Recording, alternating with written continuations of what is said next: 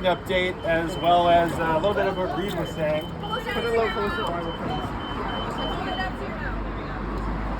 Alright, so yesterday was a culmination of so much sweat and tears. I'm so happy that blood wasn't involved, since that thing that happened to Jameson is something that wasn't involved in bargaining, and we're not going to talk about that. We've gotten a TA with Intercity Transit and are moving towards a vote once we read through the contract to make sure the I's are dotted and the T's are crossed. Then it will go to membership to vote, and I'm pretty fucking sure it'll be approved with flying colors. Here's a small summary of what we have won. 14.25% wage increase over 3 years. 7% year one, plus an additional 3.3% for CSRs in year one to get them up to where they should be. 3.75% in year two and 3.5% in year three, with a mechanism built in to boost it up to 4% in those years if the CPI goes past what our negotiated rate dictates. Up to an 8.5 matching into the 457 and 401k plans.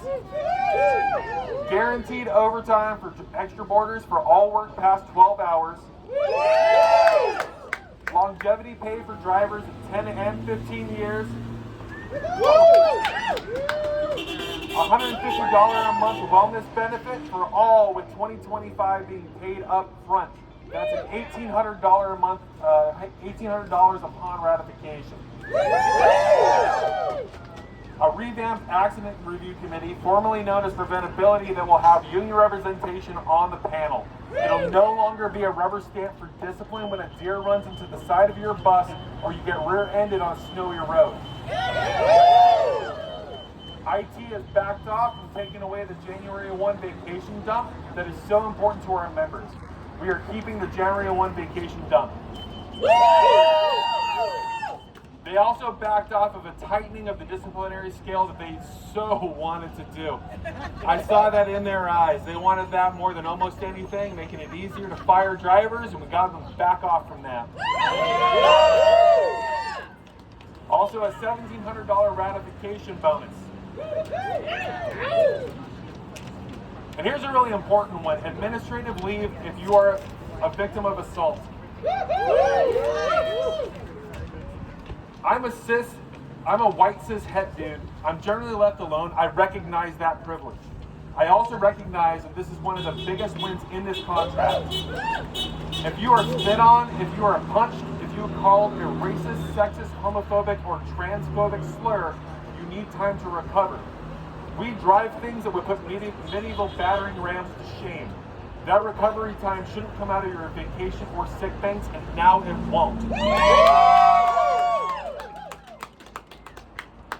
There's likely more shit that I'm forgetting, but you'll all read about it soon. We'll make sure that it's available in multiple ways.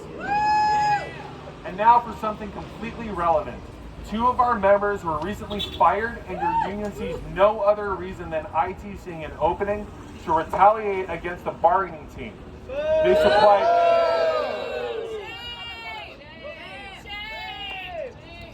supplied no actual evidence. I personally feel that if they had not been on the bargaining team, there is no way this would be a thing that would have progressed to the point where we're at. I am a shop steward, and the confidentiality of those I represent is one of the most important things to me. Yet, in late March, Intercity Transit decided that the requirement of integrity was a standard they were not governed by, and posted in multiple arenas about an ongoing investigation in an attempt to slander the union.